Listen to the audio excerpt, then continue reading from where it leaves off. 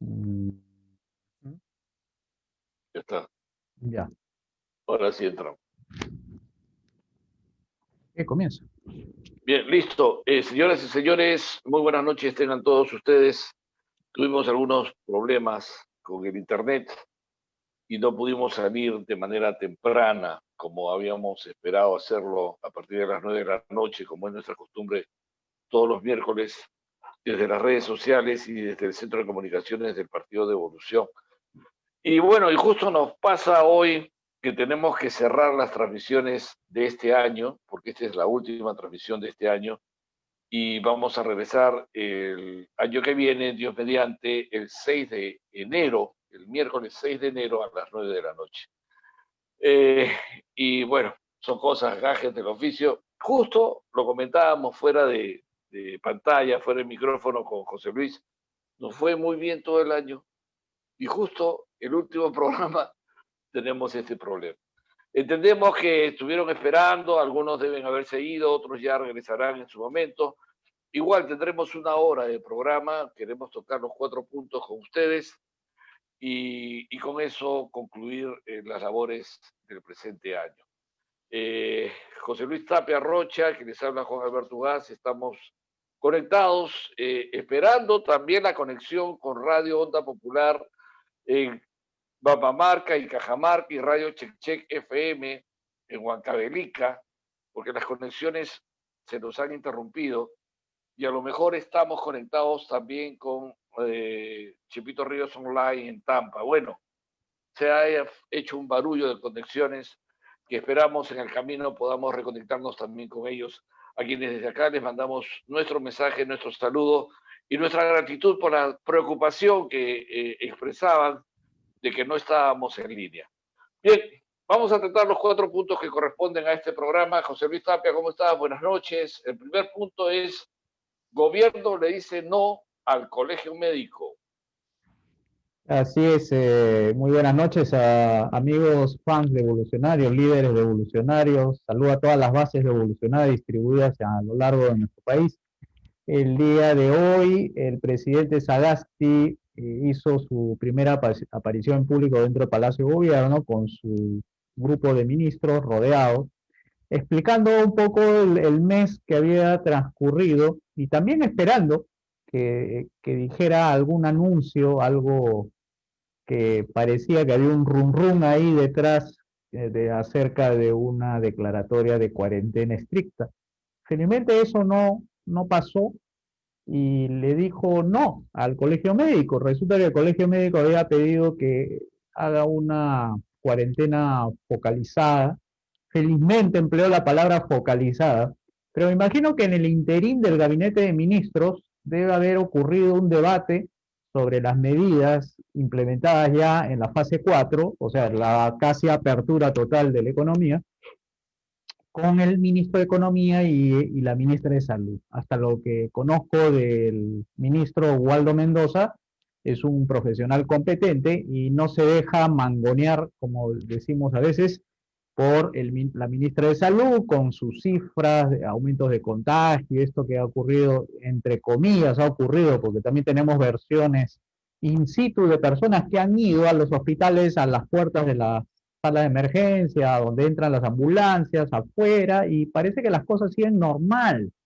No hay que alarmarse, parece ser una campaña por una cuarentena que parece que no se rinde a aquellos que están detrás del control social, del control económico, del control político, y mete estos temas de campaña por la cuarentena.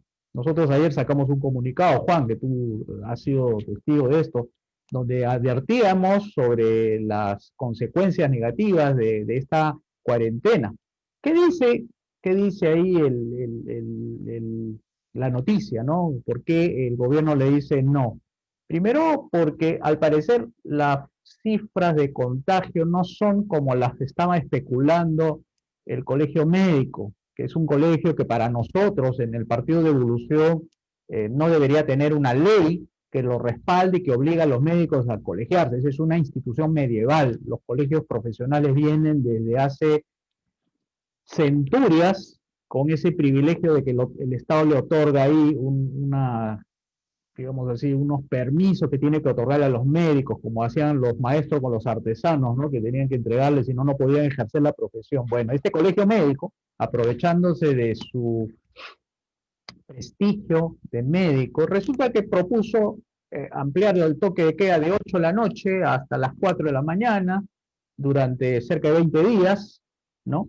¿En base a qué? A unas cifras que el gobierno maneja. Ahora la pregunta es, las cifras, Juan, las cifras pueden ser confiables, las del gobierno, es decir, lo que ponen ellos como número de fallecidos, número de contagiados, número de personas que se encuentran en las UCI, que el 93%, que el 90%, y que le atribuyen, fíjese, miren, le atribuyen estos aumentos a las conglomeraciones de las personas que se agrupan en los centros comerciales. O sea, focalizan la atención en los centros comerciales. Hay una aversión contra la economía. Y claro, cuando se trata de marchas, ¿no? Cuando se trata de mítines, cuando se trata de política o cuando el ministro está reunido con sus ministros, ahí no hay contagio, ¿no?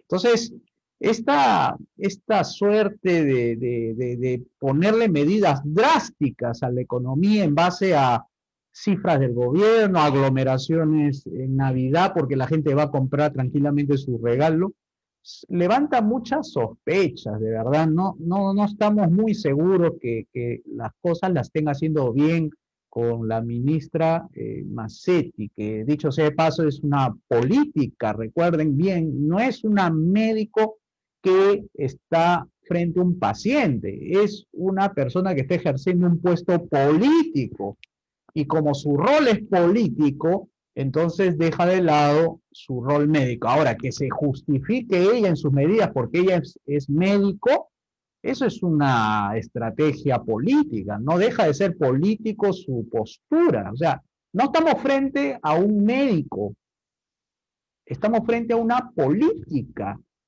a una señora que tiene una profesión en sus antecedentes como profesional que es, pero su rol en estos momentos no es de médico, así que es cualquier declaración que ella haga, no lo tomen como si fuera la de un médico, sino de un político que está en una cartera de salud, que dicho sea de paso es un área que no le corresponde al gobierno. Entonces, el distanciamiento que sugieren, ¿es eso la única manera de combatir el COVID? O sea, el hecho de que las personas circulen 1,59 m, 1,99 m, o que mínimamente tienen que ser 2 metros. O sea, aquel que llega a 1,99 ya se contagió. Y el que está a 2 metros no se contagia. O sea, 1 centímetro hace la diferencia entre el contagio y no contagio. O sea, fíjense que no están dando buena información. Nosotros en el Partido de Evolución desconfiamos de estas políticas de orden de salud pública. Nosotros lo único que proponemos, para que se quede bien claro, es el orden sanitario, que es diferente, que significa focalizar a los enfermos, ponerlos a un lado, darle algunos tipos de restricciones para las personas que tienen riesgo, que son vulnerables, pero el resto de personas tienen que salir a trabajar, tienen que hacer su vida normal, los colegios, las universidades, los centros laborales, todas las personas que no sean riesgosas, no sean de 70 años para adelante, incluso los niños tampoco son personas vulnerables, esas deben hacer su vida normal. La que hay que tener mucho cuidado son con las personas de cierta edad y además que tienen algunas enfermedades subyacentes. Deben cuidarse. Incluso las personas que van a las casas de esas personas igual tienen que mantener su protocolo de sanidad. Pero decir que la fase 4 hay que retrocederla a la fase 3 económica, hay que volver a cerrar los cines, volver a cerrar los gimnasios, volver a cerrar los colegios, hay que volver a cerrar las aerolíneas, etcétera, para que no circulen, no hagan negocio, o que los centros comerciales deben cerrar, eso es un despropósito. Entonces, y Juan, fíjate esta última medida que han dicho, y lo comentarás tú, que el 24, 25, 31 y el 1 de enero no tienen que circular los autos porque si no contagian a todos. Lo que nos están diciendo, en otras palabras, es que vayamos en transporte público porque ahí sí no nos contagiamos. Pues, miren esa lógica irracional, incompetente de la medida del gobierno. Juan. Sí, pero es una lógica que no solo tiene que ver con esto de la cuarentena, esto del COVID-19, no, es una lógica que tiene que ver con la propia comunicación del sector político que es la izquierda, que nos está gobernando desde los medios de comunicación, desde los políticos mismos, los ministros, en fin, los voceros, y el propio presidente, que es el principal vocero de todo esto. Es una lógica donde las contradicciones se evidencian con mucha naturalidad. O sea, pueden decirte hoy una cosa, mañana te pueden decir otra cosa. ¿Te acuerdas que siempre hemos estado hablando de eso, no? Alberto Mazziotti me dijo que la palabra es saltimbanqui. Yo, vamos a utilizarla posiblemente, ¿no? Pero hay gente que salta de aquí, salta para acá y salta para allá en las opiniones. Por ejemplo, esto es tan incongruente como decir Merino no, Sagasti sí. Esto es tan incongruente como decir lo de Merino es dictadura y lo de Sagasti es democracia.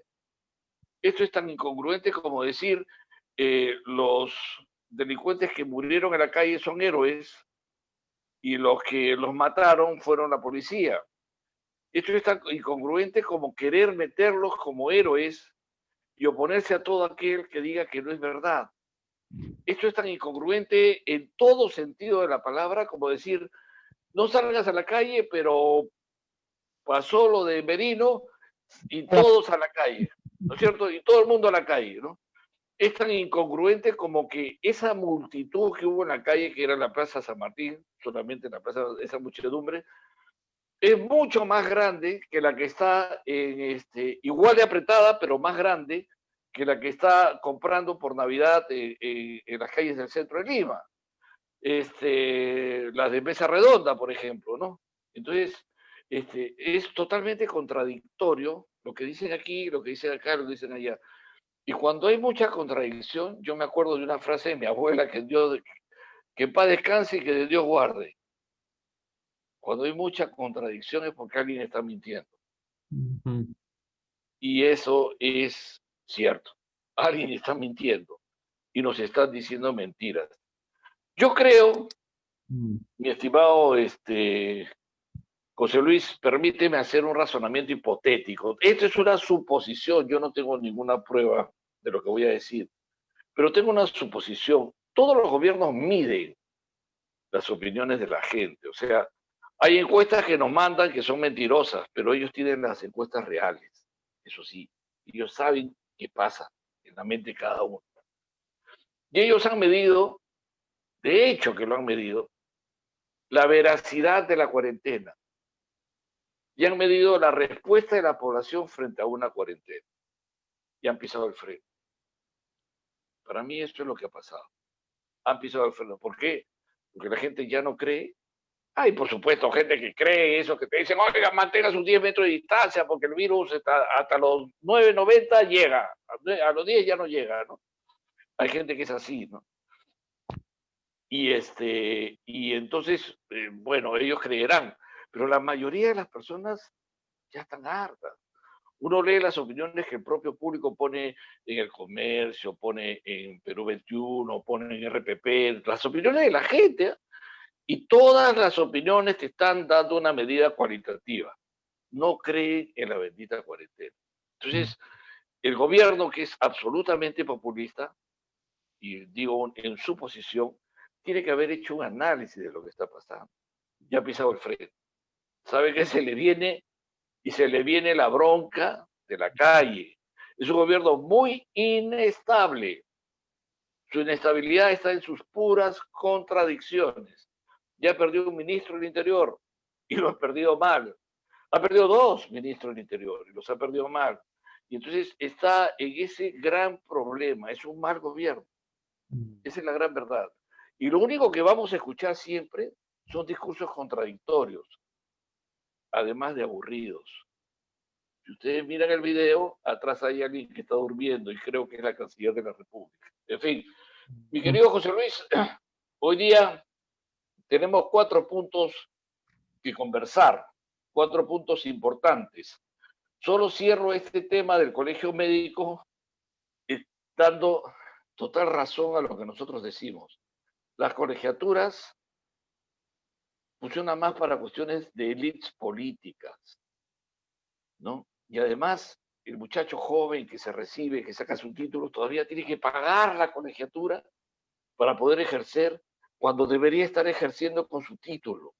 Porque es el título de la universidad el que le da la autoridad legal, la autoridad legítima para ser un profesional de la medicina.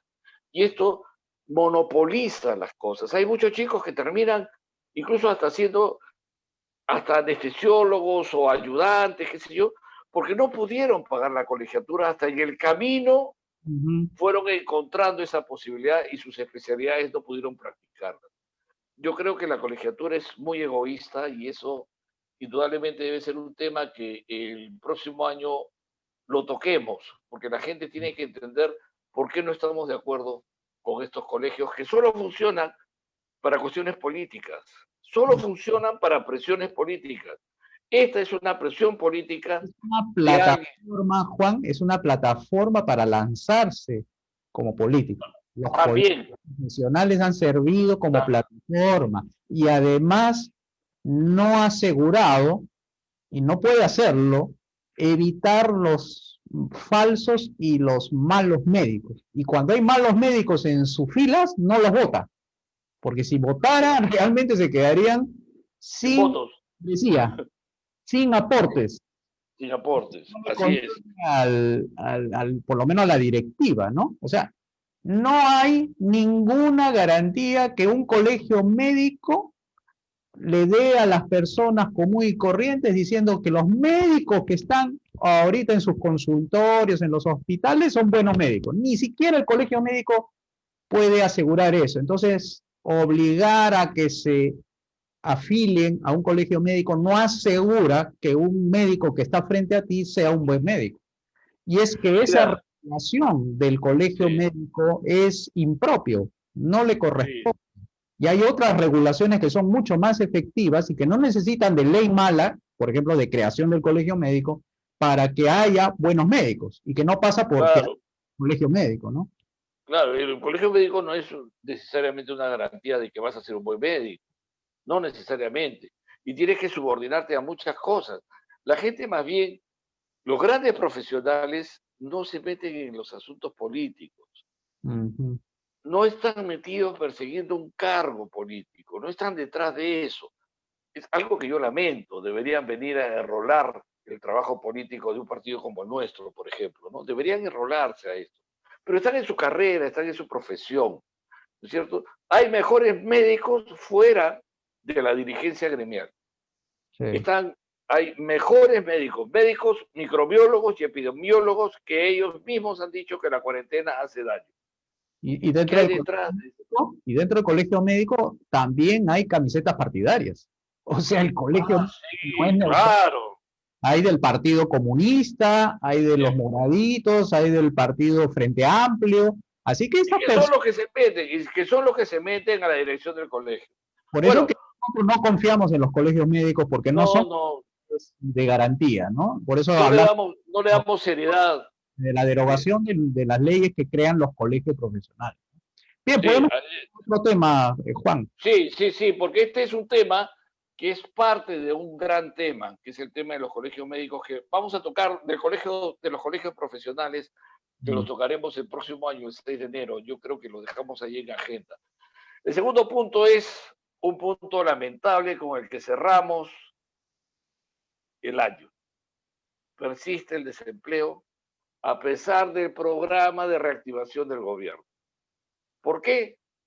El economista José Luis Tapia Rocha lo explica. José Luis. El INEI, o sea, este instituto que contabiliza y hace mediciones económicas, ha sacado un último reporte sobre empleo en Lima en el septiembre, octubre, noviembre, o sea, en el último 3 meses, y nos señala que ha habido 819.000 peruanos, limeños propiamente dicho, que han perdido sus empleos. O sea, no se ha recuperado la economía, sino que más bien han perdido, han dejado de tener ingresos, no han podido llevar recursos a su familia y estas personas forman parte de ese millón que se han quedado sin empleo comparándolo con el año 2019, porque la metodología... Ahora hay que explicarle a la gente que una cosa es ser desocupado y otra cosa es ser desempleado.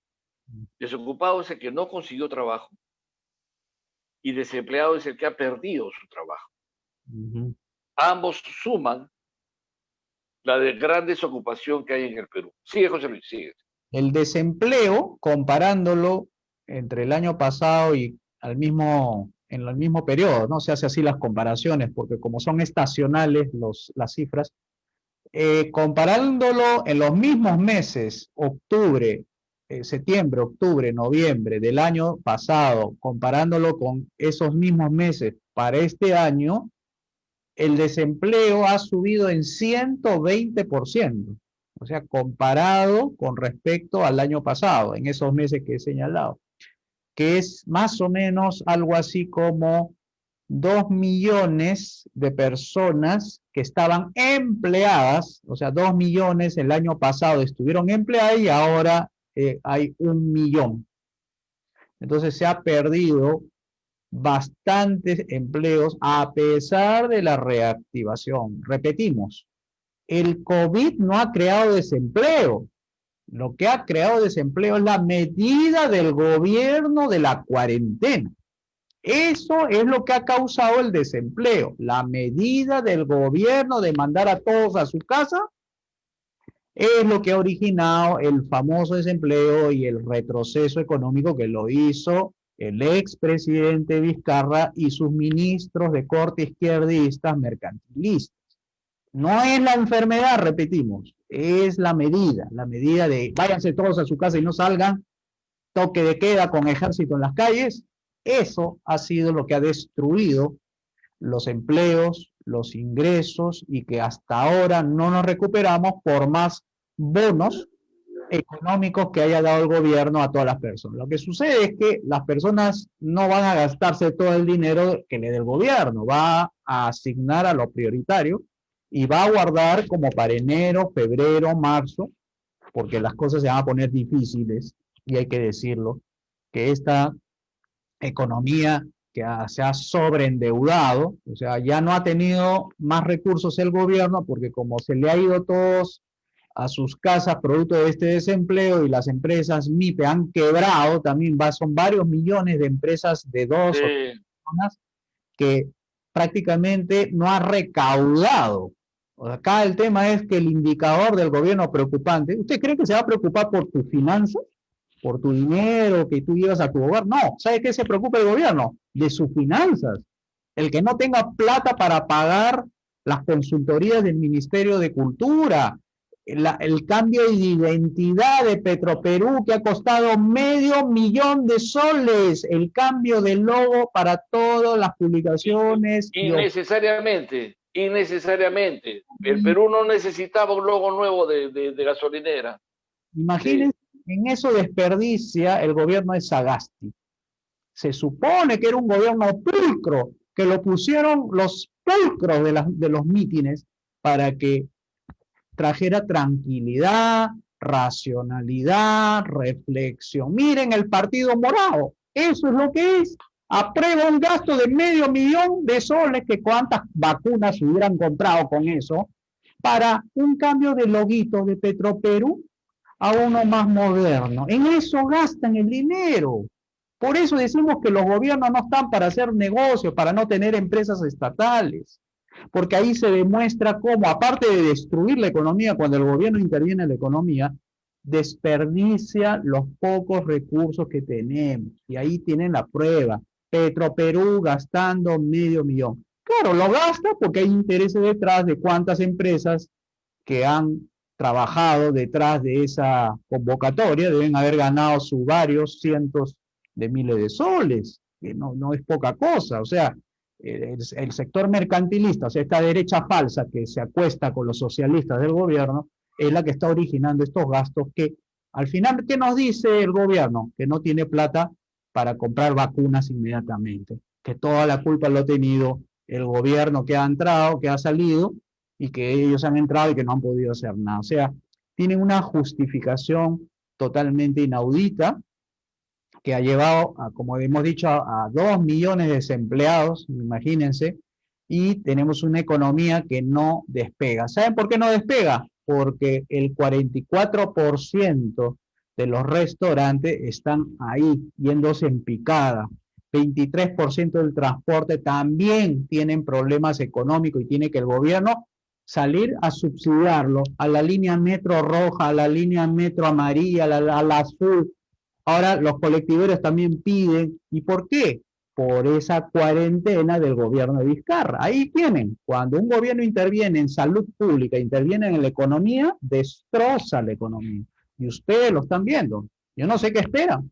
¿Por qué no agarran sus ollas y golpean por estas cifras, por esta situación en la cual les ha metido un miedo a todos que ya nadie quiere salir a comprar?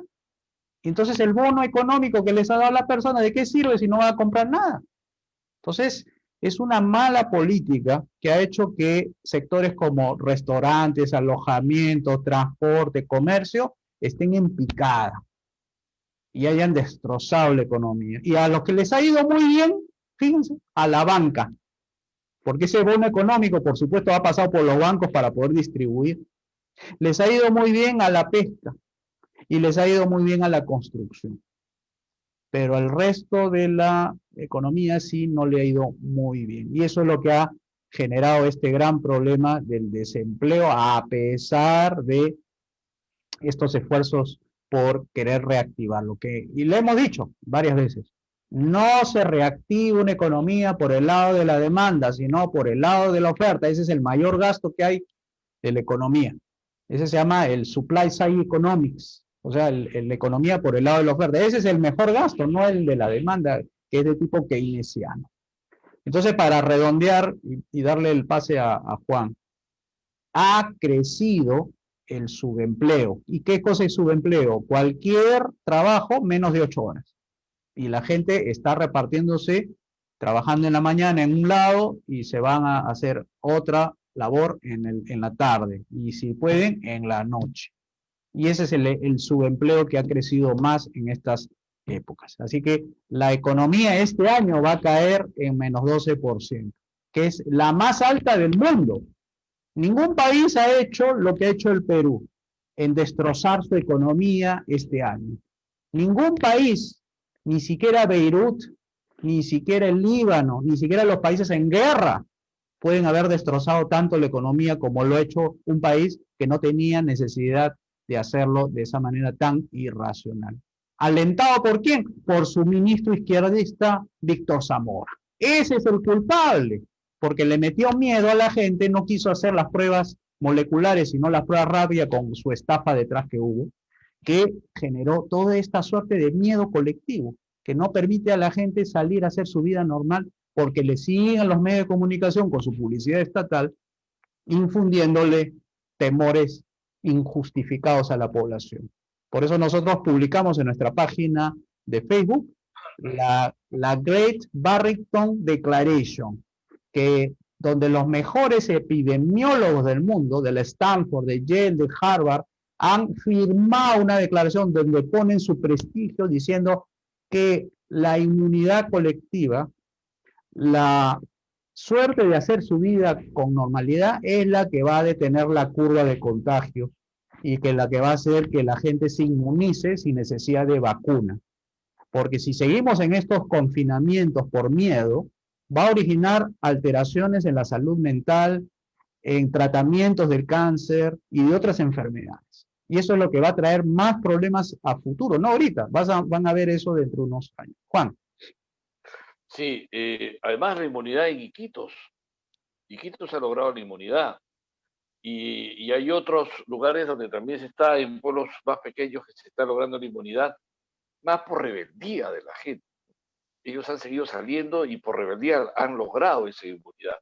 Pero bueno, lo penoso es, en el caso mío he visto amigos de la tercera edad que han fallecido más por cuestiones de depresión, de soledad, producto de esta cuarentena injusta, muy injusta.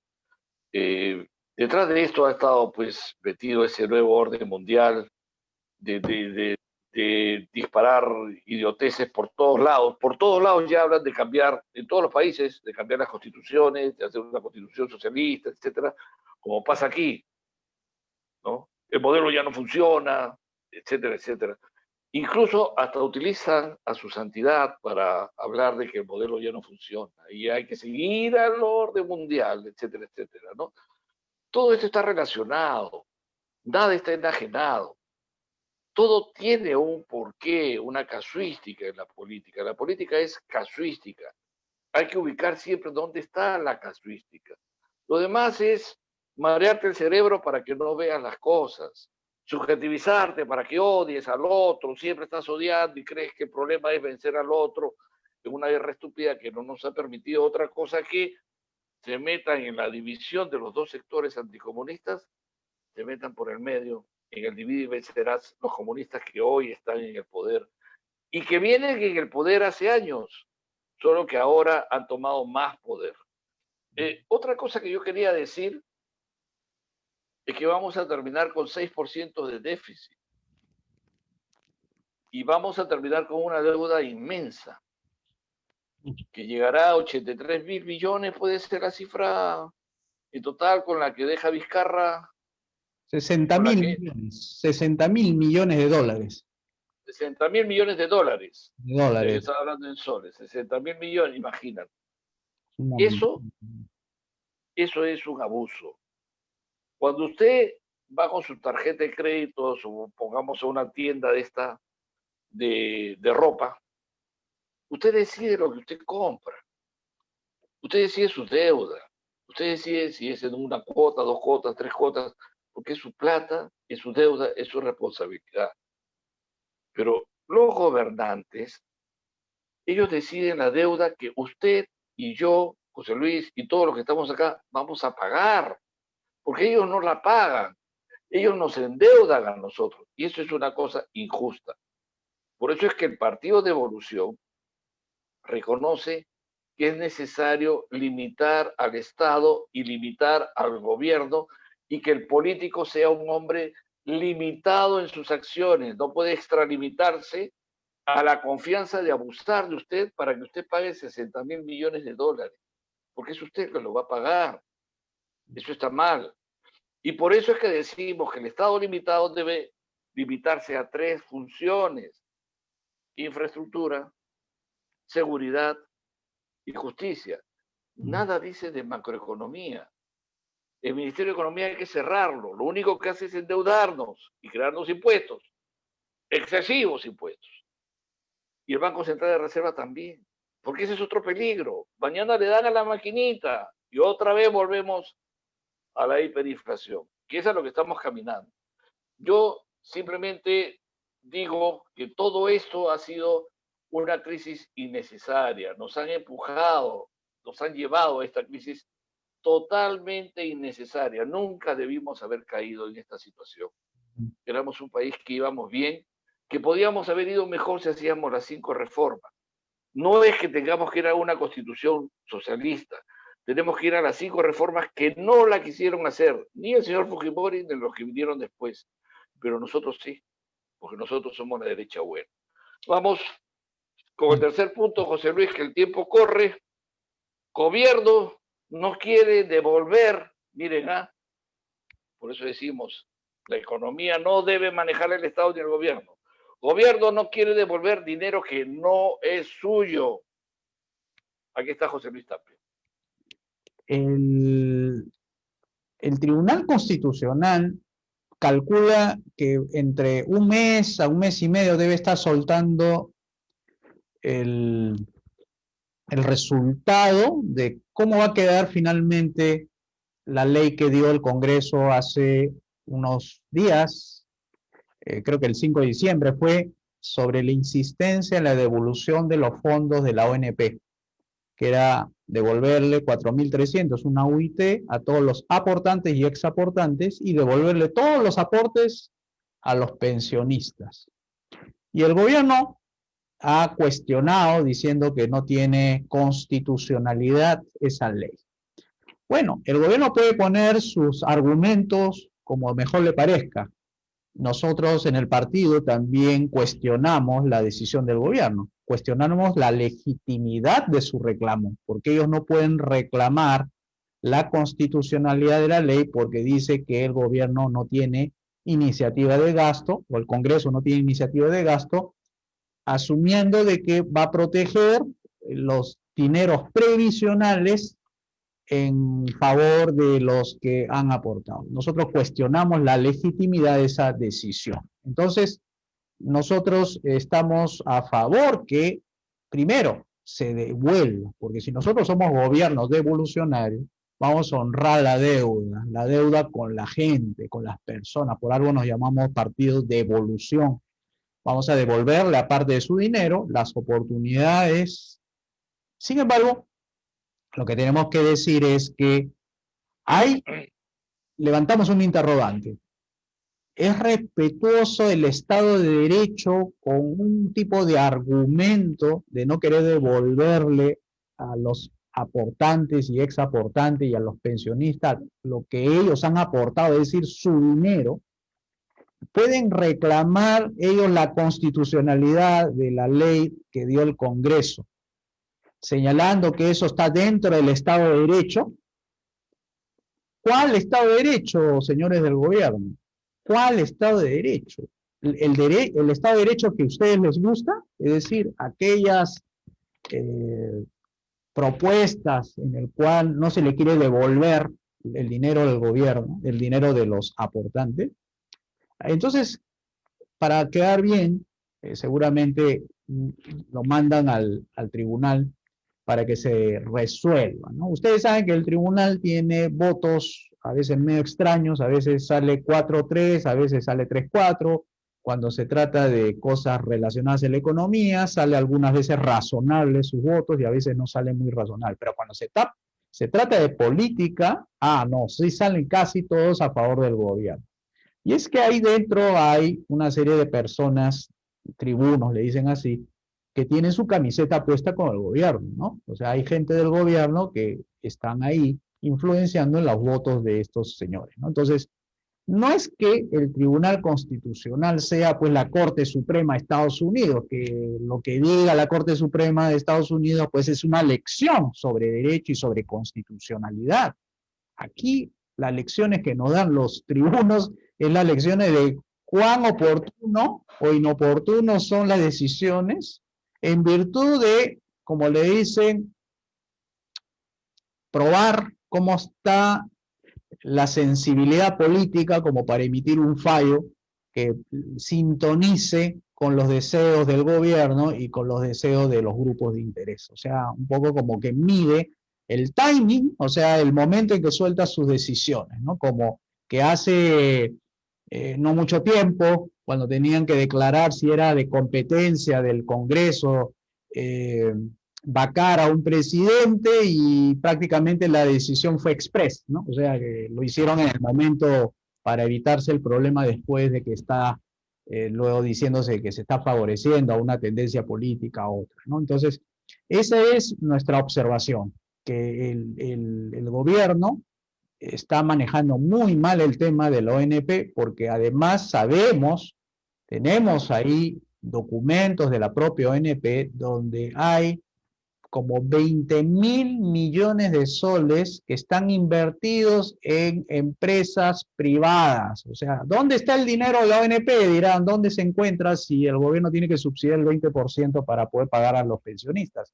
Se encuentra en los 20.000 millones de soles del Fondo Consolidado de Reserva que ha puesto el dinero para financiar las expansiones de empresas como Alicor, Gloria, Cineplanet, Jockey Plaza, Open Plaza, Banco de Crédito, Banco Pichincha, Intercorp, Innova Schools, o sea, entidades del sector privado que han recibido esa plata del gobierno y le han dado acciones, bonos y títulos. Ahí están los 20.000 millones que, según las cifras que demanda cumplir con lo que la ley dice, son 15.900 millones contra los 20.000 que tiene del Fondo Consolidado de Reservas. Claro, que si lo ponemos en seco esta medida, obviamente van a decir, usted lo que quieren dejar es sin pensiones al resto. No.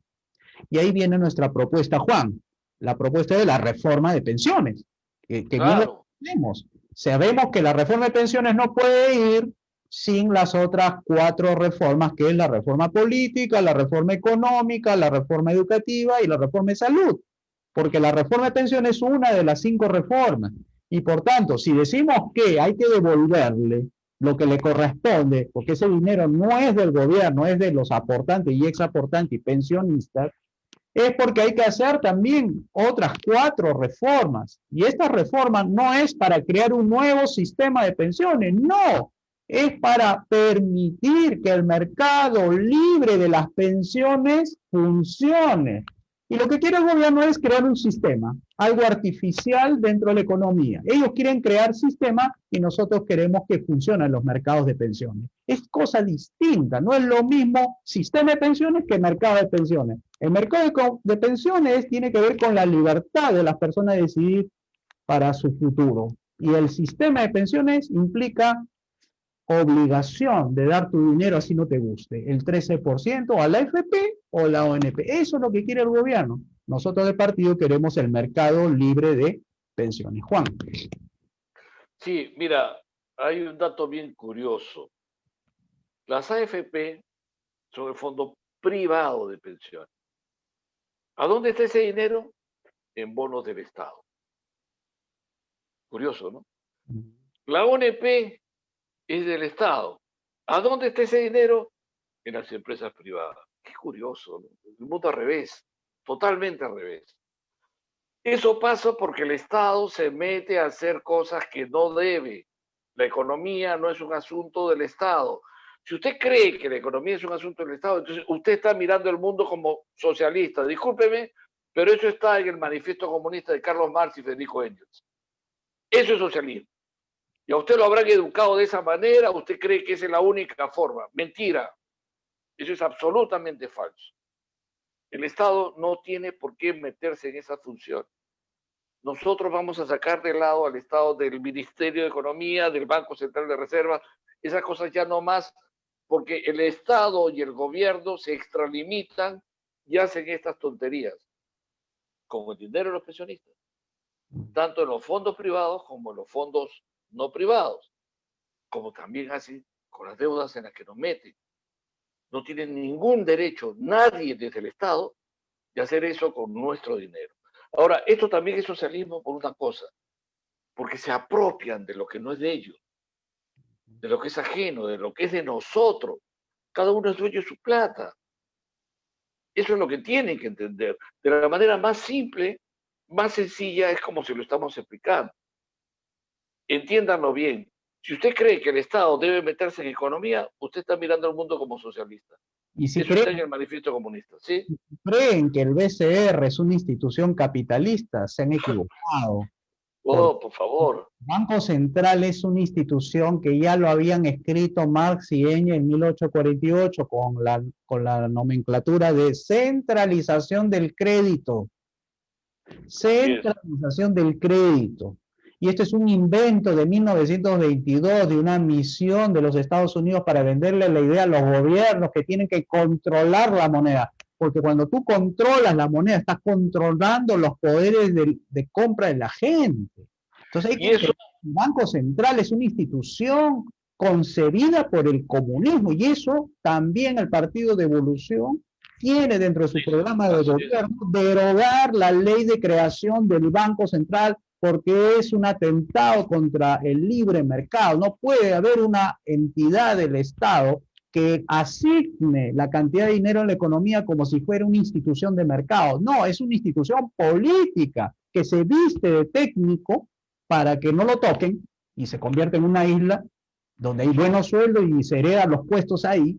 Y otra cosa es la economía de libre mercado, que no necesita el Banco Central, sino necesita patrón oro, como era antes, Claro, 1903. claro, claro. Y la gente no sabe que antes del presidente Leguía, presidente al que yo le admiro muchas cosas importantes, pero él puso lo del Banco Central, y esa es la parte que yo se la critico. Una de las tantas, porque tiene otras más.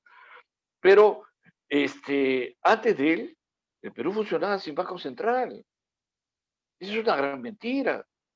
Y además, antes de él, habían pocos ministerios. Ojo, ¿eh? No hay necesidad de muchos ministerios. Y el Perú era un país muy solvente, muy, pero muy bueno en crecimiento económico. El Perú iba bien. En el camino hemos cometido muchos errores porque nos empezamos a jalar las ideas del socialismo. Históricamente empezaron a llegar y de a poquito se metieron en el Perú. Por ejemplo, los hospitales públicos. Antes era de otra manera.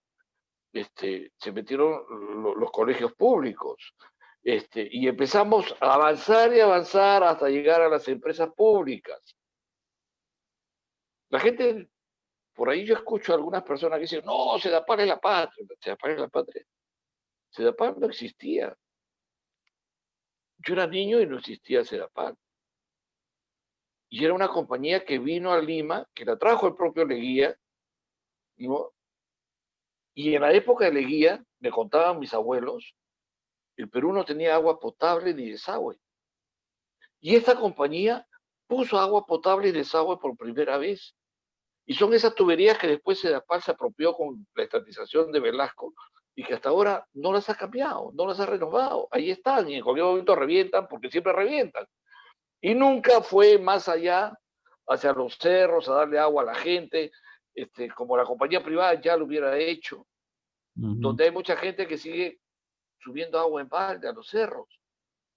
Por ellos es que hay que privatizar Sedapal para que les den un buen servicio a ellos. Así como cuando se privatizó Telefónica y hoy ellos tienen teléfonos, tienen celulares y tienen internet, ¿por qué no le podemos dar también agua? Es una mentira, no es que sea la patria, es simplemente la teta. Ahí están metidos ellos, ahí están colgados de la teta. No es la patria, es la teta, y eso es lo que están defendiendo con el cuento de la patria. Bueno, esas son cosas que ocurren. Ellos no pueden agarrarse del dinero de la ONP y no pueden agarrarse del dinero de la AFP. El Estado no debe meterse en economía. Ese es un tema que, de todas maneras, José Luis, vamos a tener que desmenuzarlo también el próximo año y explicarles más a la gente por qué nosotros no queremos Ministerio de Economía y por qué nosotros no queremos Banco Central.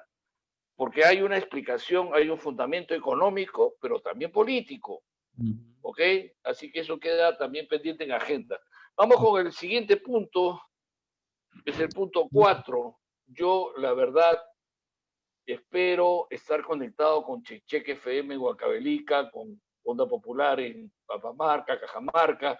Discúlpenme, no he podido revisar la conexión. Y también estar con Chepito Ríos Online en Tampa, en Florida. Espero que se hayan conectado. Muchas gracias por la paciencia que han tenido con nosotros. Hoy día empezamos media hora tarde, disculpen, pero vamos a continuar con el último punto del programa. 57% de limeños no encuentra ningún beneficio en ser un emprendedor formal. Prefiere ser informal. José Luis Tapia. Hay una asociación que dio en el clavo, se llama la Asociación Escucha al Perú. Los felicito porque han hecho una buena pregunta. Dentro de las varias que vamos a comentar, esta es la que ha señalado Juan.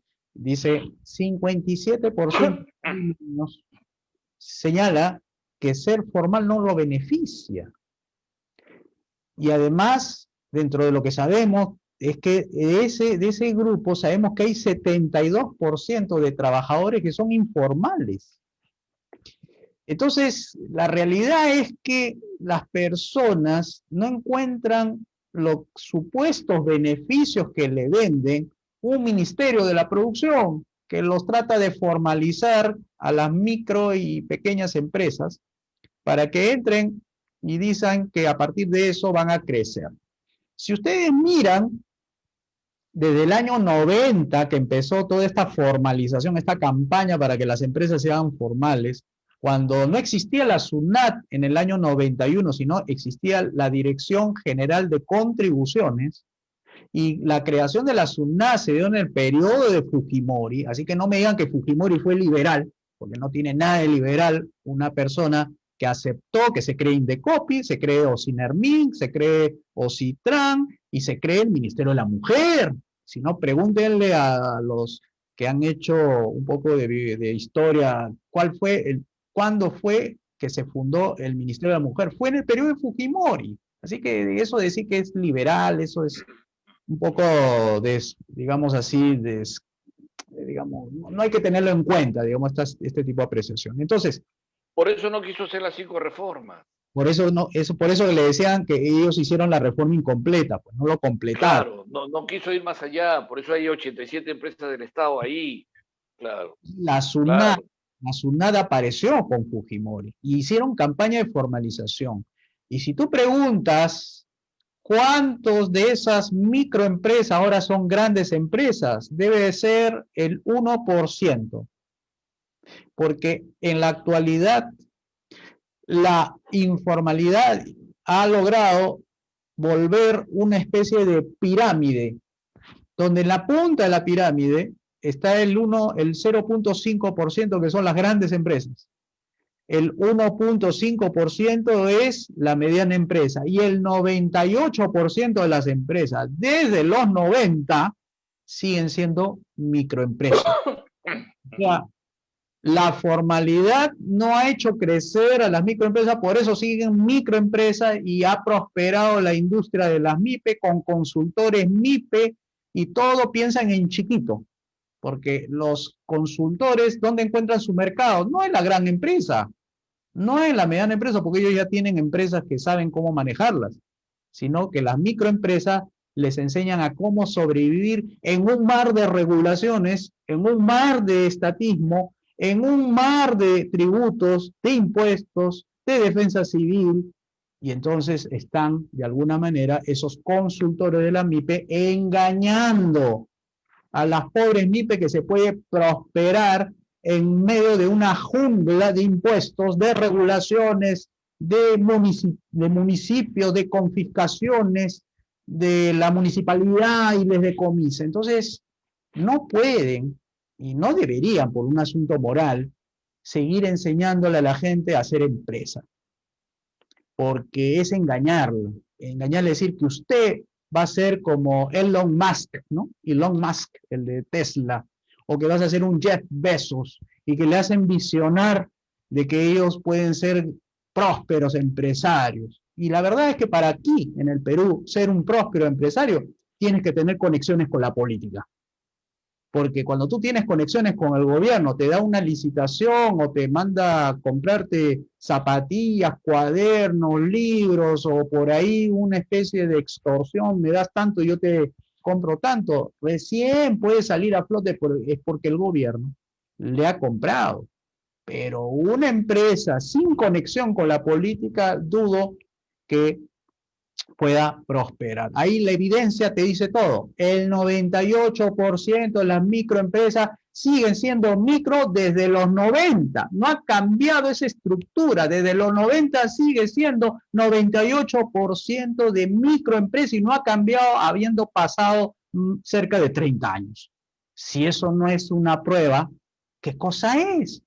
Entonces, que sigan como están yendo los informales, que se traten de defender en la medida de lo posible de las agresiones, ¿no? O sea, no se dejen robar de estas actividades un poco inapropiadas de palear a los ambulantes, quitarle su carrito emolientero a las personas o vendiendo frutas. No se dejen. ¿Por qué? ¿Por qué tienen que quitarle? ¿Acaso son delincuentes? ¿Por qué no se ponen así de valentones estos serenazgos, estos policías? ¿Por qué no se ponen de valentones contra el crimen, contra el homicidio?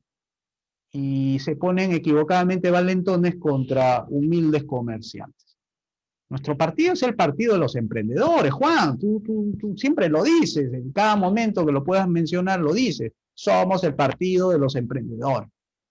Y aquí el 57% de los limeños nos están dando de alguna manera la razón. No nos sirve la economía formal, no nos da los beneficios que dice y que promete la formalidad.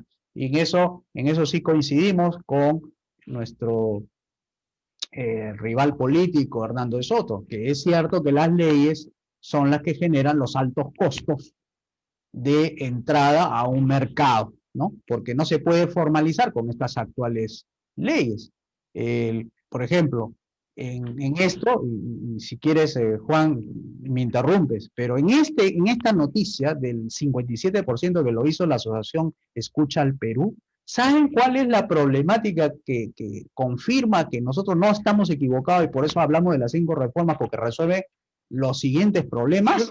Listos, dice, el 47% de los encuestados en esta que salió del 57% de los limeños considera que no es beneficioso la formalidad.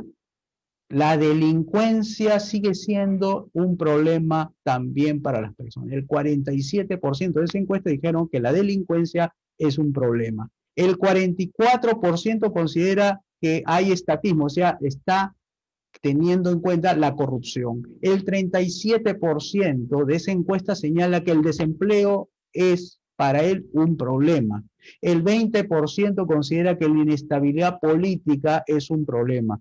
En la salud el 14%, en la educación el 11% y en el transporte el 8%.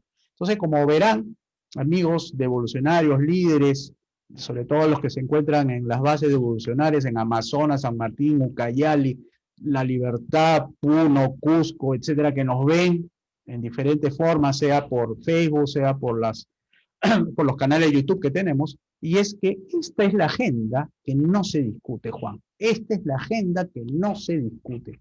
Y eso es lo que nosotros intentamos hacer desde este humilde programa, llevar la solución y que piensen que en el Partido de Evolución van a tener un aliado para sus reales problemas, Juan. Y fíjate, esta es la agenda que no se discute y se pretende discutir una agenda que no tiene en absoluto nada que ver con solucionar este problema, que es la agenda de cambiar la Constitución. Esa es una estupidez. La Constitución es un camino a la mitad. Se quedó el camino a la mitad. Lo otro es hacer las reformas que faltan hacer, que son las 5 reformas que planteamos nosotros. Por ejemplo, en el caso de Hernando de Soto que has mencionado, Hernando de Soto habla de las leyes malas. Nosotros también. Pero las leyes malas, derogar las leyes malas es una de las 5 reformas. Tienes que hacer las 5, las otras 4 también, y todas tienen que ir juntos. Porque si solamente es la ley que tiene que ver con el informal, no resuelves nada, en absoluto. Todo va a seguir igual, o hasta peor. Vas a generar otra contradicción nueva, como le pasó a Fujimori por dejar las cosas a medias. Tarde o temprano se retrocede. Toda cosa media en política, toda cosa que se queda a la mitad en política, lo único que hace es retroceder al punto de partida. Esa es una ley política. La política tiene leyes, tiene axiomas, tiene teoremas, porque es ciencia, ¿correcto? Se basa en la experimentación de la historia. Son hechos que ya han ocurrido en diferentes partes. Son tangibles, son medibles, y por lo tanto uno puede establecer o definir teoremas en la política. Y si tú dices que toda política que la dejas a la mitad te va a hacer retroceder, es la explicación de por qué estamos retrocediendo, porque todo lo dejamos a la mitad. Ha sido un trabajo inconcluso en los 90 que después nadie quiso concluir. Y entonces, como nadie quiso concluir, nos estamos yendo para atrás. Esa es la gran realidad. La culpa viene de Fujimori. Y yo lo culpo no por lo que digan, y que todas las cosas que dicen, la barra de oro que se llevó, que nunca se llevó, etcétera, sino por esto, porque no hizo las 5 reformas que debió hacer, porque no hizo un Estado limitado, porque no hizo un gobierno limitado, al contrario, también se extralimitó y pasaron todas estas cosas. Juan, La verdad, antes de terminar, pues ya el tiempo se nos acaba. y es que nuestro partido, lejos de crear enemistad, lo que está buscando es juntar las voluntades tanto del empresario formal como del empresario informal. Porque estas Claro, leyes malas lo que están haciendo es enfrentar a los dos empresarios que de alguna u otra manera tratan de ganarse la vida. claro, Y nosotros lo que claro. vamos a hacer es eliminar esas leyes malas para reconciliar y no se vea al informal como el que le está sacando la vuelta al formal o como el informal que habiendo quedado en la formalidad se ha tenido que salir por X razones.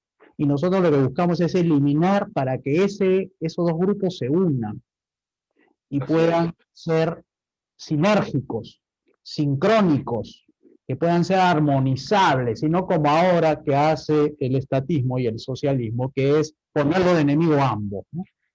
Claro, y de eso hemos hablado la vez pasada, cuando ocurrió este laberinto callejero, vandálico, ¿no? Y que uno decía, pero ¿por qué Merino no y el otro sí? Entonces dimos la explicación. Hay una guerra estúpida, totalmente estúpida, de los sectores anticomunistas de este país, que están enfrentados estúpidamente donde quien divide venció, y es la izquierda, y los ha tenido divididos, enfrentados, odiándose, y ella se ha trepado al poder. Eso es lo que ha ocurrido. Pero también es cierto, y esto es muy cierto que hay que decirlo, ¿no? El informal no le hace daño a nadie. El informal lo único que quiere es sobrevivir. Necesita sobrevivir. El patita que arranca su carrito y pone su parche de taxi, no lo hace porque es ratero, lo hace porque tiene que pararle la olla a la familia, hay que comprar el pan para el desayuno, aunque sea comprar una presa de pollo para comer, y bueno, y se mata en la calle buscando un taxi, ¿no? O sea, porque no tiene empleo, pues, porque el país no está dando empleo. Tenemos 819.000 desempleados este año. ¿Qué hace ese hombre? Uh-huh. Tiene que ser informal. No le queda más remedio. Y hay que entenderlo, hay que respetarlo. Un político que no hace empatía con las masas no es un buen político. Por eso yo critico a ese arquero, que fue un mal arquero de Alianza Lima, de salir a pegarle a la gente que está buscándose el pan de cada día en las calles de La Victoria. Por Dios, necesitan parar la olla en su casa. Nosotros somos el partido de esa gente. Nosotros expresamos el sentimiento de esa gente y los entendemos. Es gente honesta, informal es honesto. Bueno, señores, estamos llegando ya al final del programa. Nuestro Yo quiero último, enviarles el nuestro último último. programa del año. Por eso es que quiero enviarles un abrazo a todos, un abrazo de evolucionario. Este ha sido la primera experiencia que hemos tenido los del partido en comunicarnos por las redes. Hemos preparado proyectos, hemos hecho investigación, hemos sido partícipes de un foro, somos partícipes de un foro latinoamericano, incluso vamos a hacer nosotros el sexto foro, lo vamos a organizar en Lima, que va a ser en marzo el próximo año, que ustedes lo van a poder ver por las redes, y hemos trabajado un montón hasta que empezamos a difundir nuestro pensamiento, porque hemos querido hacer algo serio, no algo tan informal, tan espontáneo, tan de dejar al Perú en piloto automático y no saber gobernar ni reformar lo que se debe gobernar y reformar. Y estamos agradecidos de que la gente de a poquitos nos ha ido recibiendo con cariño, porque hemos notado que la gente nos escucha. Los que nos escuchan nos entienden y hasta nos han dado la razón. Eso nos emociona mucho porque no saben lo que nos ha costado a nosotros preparar todo lo que tenemos. No es una cosa improvisada. Queremos hacer política seria, no politiquería, política seria. Tenemos una agenda de debate. No queremos la agenda de la izquierda, la agenda de la derecha. Somos la derecha buena. Y lo que nos comprometemos en un país que entra a un año muy difícil es a seguir trabajando, llevando este discurso, llevando esta opción política para que ustedes tengan una expectativa en el partido de evolución que también abre las puertas. Porque si hicimos el partido, acuérdate, José Luis, dijimos, es para que la gente ordinaria como tú y yo venga aquí a hacer juntos con nosotros cosas extraordinarias. Así que para todos ustedes. Ese es nuestro mejor deseo para este año 2021. El mejor deseo es que sigamos creciendo políticamente como la derecha buena. José Luis, un abrazo, feliz Navidad y Feliz que la Navidad. cena sea lo mejor, pues, en compañía de la familia. Y Dios, mediante su poder infinito de Dios, nos va a hacer permitir que estemos el próximo año con ustedes. Muchísimas Ok, gracias y nos vemos pronto. ok, gracias y mil disculpas por las fallas técnicas. Hemos estado hasta en eso. Ha sido importante el programa de hoy porque queríamos salir y logramos salir. Somos persistentes. Gracias. Hasta el 6 de enero. Buenas noches.